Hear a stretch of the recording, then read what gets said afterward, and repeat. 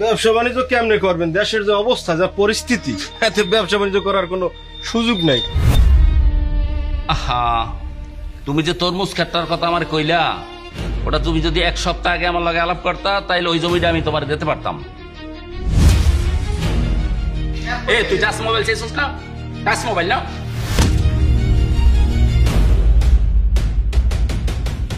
হ্যাঁ রাশেদ না তুমি? তোমার সাথে কত একত্রে মিছিল মিটিং করেছি, আর তুমি এখন এইভাবে কাঁচামালের ব্যবসা করো? শোনো, একটা কথা বলি, যতই নেতার পিছনে ঘুরো, দিন শেষে তোমার ঘরের চাল নেতাই কিনে দিয়ে যায় না। আমার মেশিন চালানোর টাকা দিয়েই তোমার ঘরের চাল আসে।